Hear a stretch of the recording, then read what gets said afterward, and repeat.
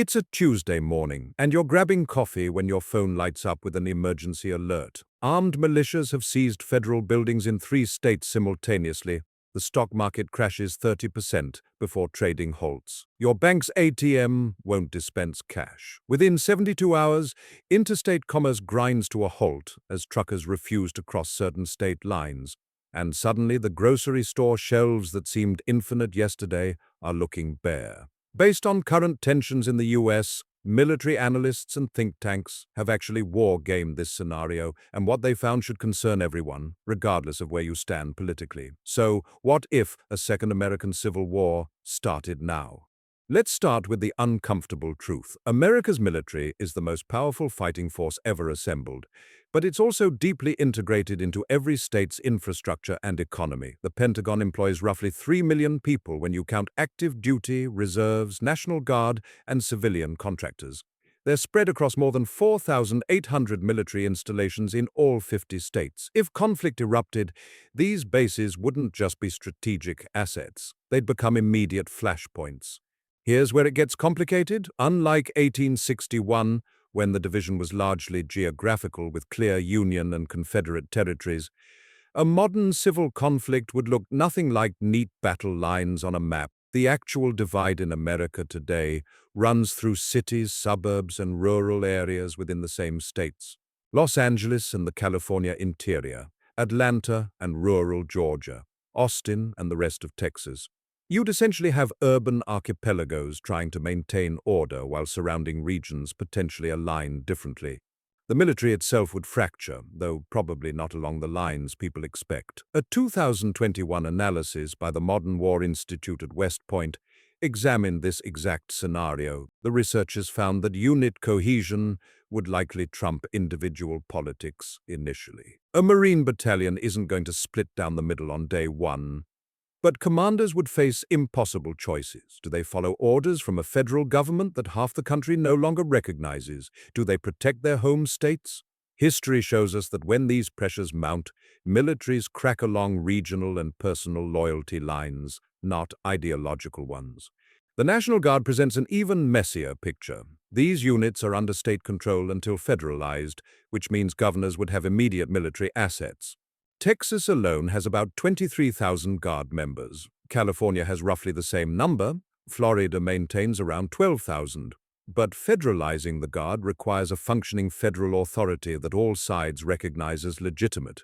In a civil war scenario, triggered by disputed election results or constitutional crisis, that legitimacy evaporates. Now let's talk about what really cripples a nation: economics. The 2008 financial crisis, which was just a market failure, cost the U.S. economy an estimated $22 trillion in lost wealth and economic output. A civil war wouldn't just freeze markets temporarily, it would shatter the basic assumptions that make modern economies function. The U.S. dollar serves as the world's reserve currency because of America's stability and military might. If the country descended into internal conflict, foreign holders of U.S. debt, China holds about $850 billion, Japan holds roughly $1.1 trillion, would dump those bonds immediately. The dollar would collapse in value. Your retirement savings, your paycheck, your ability to buy imports, all tied to a currency that just lost its credibility overnight. Supply chains would fail within days. America's just-in-time delivery system means grocery stores typically hold only 3 days of inventory. Most Americans live in cities that produce almost none of their own food. The truck drivers who move 70% of the nation's freight would stop rolling if they couldn't guarantee safe passage or if payment systems failed. Farmers might have crops rotting in fields because they can't get them to market or they're not sure they'll get paid. The power grid represents another critical vulnerability. The U.S. electrical system operates as 3 major interconnected grids: the Eastern Interconnection, the Western Interconnection, and Texas, which famously runs its own.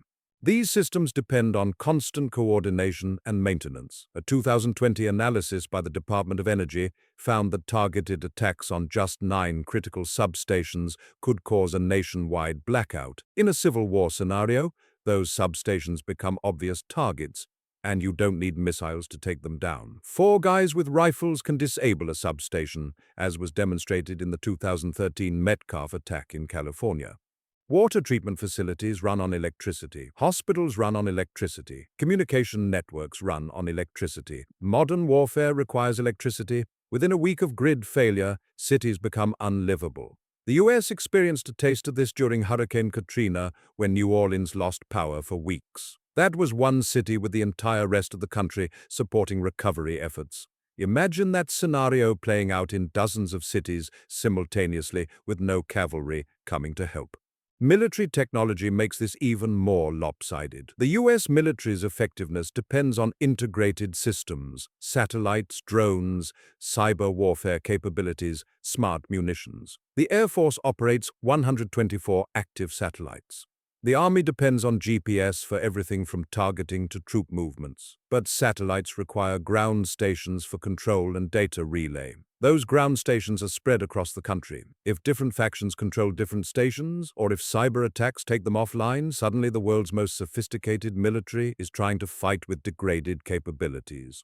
Drones have changed warfare fundamentally, but they're useless without the infrastructure to support them. A single Reaper drone requires a ground control station with a satellite connection and a pilot team that's been trained for months. The maintenance alone requires specialized equipment and parts that come from specific factories.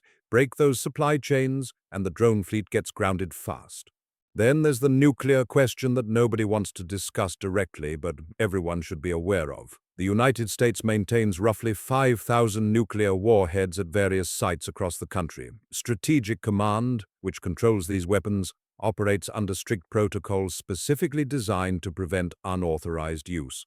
But those protocols assume a functioning chain of command recognized by all parties. In a fractured scenario, you'd have nuclear weapons in different regions, controlled by different factions, all with some claim to legitimacy. It's hard to overstate how dangerous that becomes. The most likely path toward de-escalation would involve the complete paralysis of both sides, honestly.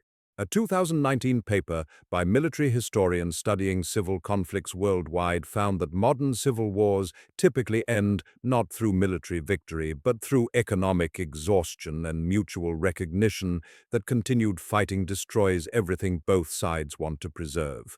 The American economy is so interconnected that probably within 60 to 90 days, all sides would face complete economic collapse. Starvation in cities, no fuel for military vehicles, no way to pay troops or produce ammunition. Foreign intervention would be almost inevitable, but probably not in the way movies portray. China and Russia wouldn't need to send troops. They'd offer economic lifelines to different factions, gaining influence cheaply. European nations would face their own crisis as the NATO alliance lost its anchor, and their economies, deeply tied to American trade and the dollar, spiraled into recession. Canada and Mexico would see refugee flows on a scale that would make the 2015 European migrant crisis look manageable. We're talking millions of Americans fleeing to stable neighboring countries. The human cost extends beyond combat casualties. The Syrian civil war, which started in 2011, has killed an estimated 600,000 people. Syria's pre-war population was about 22 million.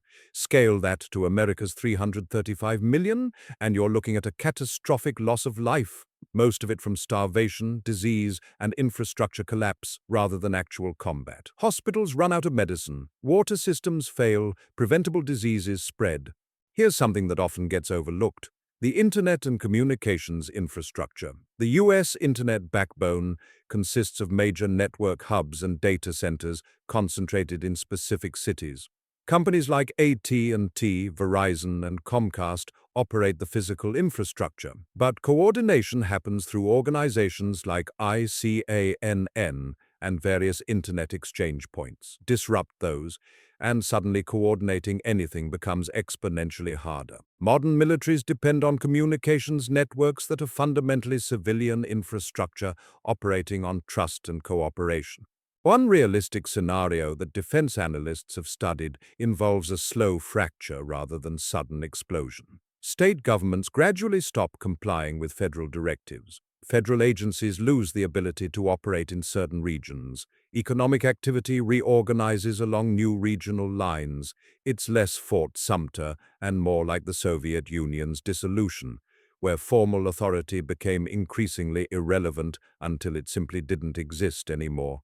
But unlike the Soviet collapse, which happened in a nuclear power with a far less interconnected economy, an American fracture would send shockwaves through global systems that have no backup plan. The closest historical parallel isn't the First American Civil War, it's probably the Yugoslav wars of the 1990s, where a multi-ethnic federation with a strong military disintegrated into years of brutal conflict that killed over 130,000 people and displaced millions. The difference is, Yugoslavia wasn't the world's largest economy or sole superpower.